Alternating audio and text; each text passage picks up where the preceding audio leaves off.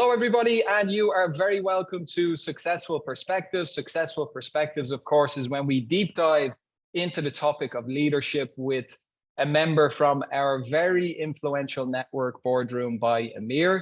For this Successful Perspectives conversation, I am delighted to be joined by Liz Beneski. Liz is the Chief Executive Officer or the Chief Success Officer at AmCham Abu Dhabi. Liz, it's always great to see you. Thanks for coming on Successful Perspectives, and you're very welcome. Thank you, Trevor. It's great to be honored with this opportunity and great to speak to all of the EMIR membership. It's truly a wonderful network.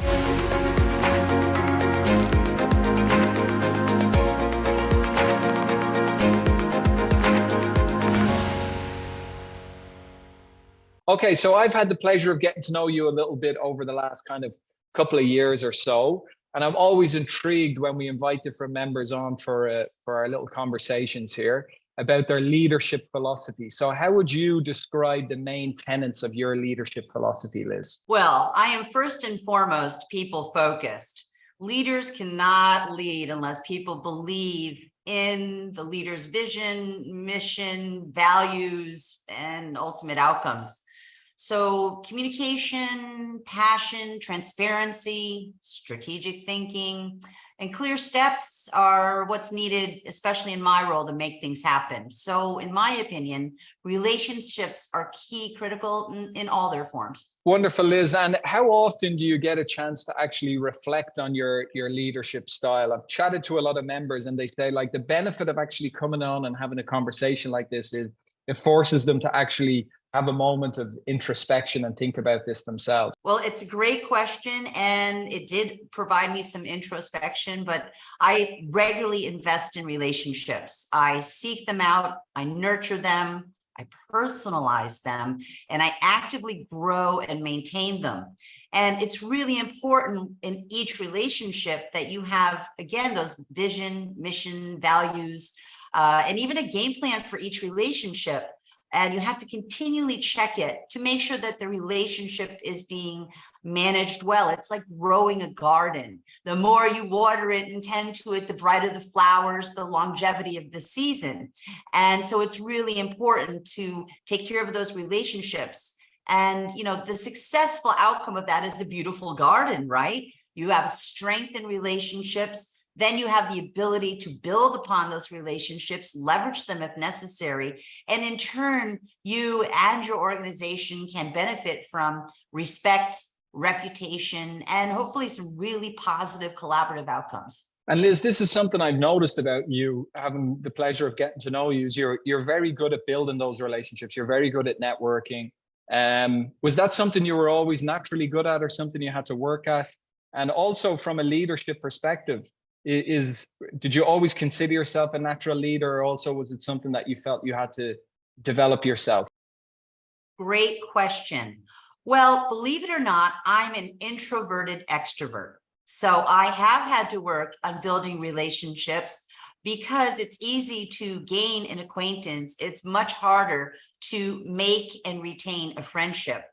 I remember reading once that it's been said leaders are born, leaders are not born, but are made. And I believe there's truth in that. But I have to admit there is something in many people's DNA that is very unique. It is an attraction factor. And it's that unique quality that can help you develop these relationships. So part of my journey has been to recognize the key strengths and weaknesses of my very strong personality. And I had to learn how to refine my persuasive skill set so that I'm using it in a proper manner. And then I had to very much and continually study on how to empower others to work together to achieve a goal. And that's important because in this changing world, there are a great chasm and differential of opinions or thoughts or feelings. So emotional intelligence is also very much something I have to work on because I need to learn the sensitivities and the current realm of things. So there's a lot of potholes on the road to success, but I think as you learn on this road to success, you can make everyone successful through relationships, communication, and such. So that being said, I do want to point out that being human is what makes everyone a friend or an acquaintance, but everyone does like a success story and an earnest human being. And part of that is learning the art of saying, I messed up, I'm sorry, I've learned from it. If I've hurt you, here's where we're going to go forward. So I work every day to stay true to my authentic self and keep pushing forward.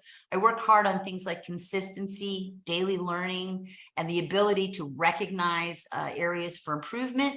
And those are probably my most important tools in my arsenal. I love it, especially the self-awareness factor there. That's what beams out to me there as you give that answer, right? The self-awareness, the ability to analyze your own thoughts and how people react to them and react to yourself as an individual. You said there you're an introverted extrovert. Tell me more about that. If, you know, as I said, I have the pleasure of getting to know you, that I would have just assumed Liz is an extrovert, right? You've this great personality, you're a force of nature. Yeah, tell me more about that. I'm quite curious about that. Well, thanks for asking. Well, I'll tell you a secret about myself. Many years ago, I was thinking I was going to be the next Jodie Foster. So I learned how to become a character actress. I studied professionally many years ago, a few decades ago. But it taught you how to do character study, and then it taught you how to do these many masks. And that is a skill set that is translated beautifully into business, especially a relationship-driven role such as the one I'm currently in.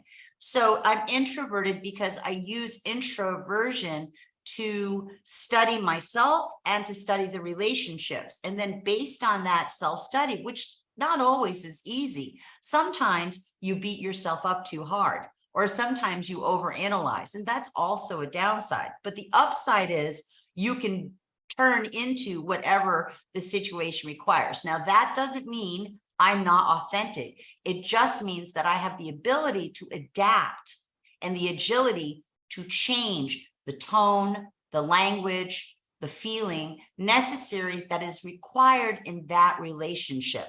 It is a little weird, but you've learned that a lot of famous actors and actresses are introverted extroverts. No, I don't think it's weird at all. I think it's a great skill set to have, to be able to adapt like that. And as I say, an important part of it is have the awareness of what's going on around you to understand how you need to, what would be the most positive outcome in that typical situation, and how to act in it, so to speak, as you say.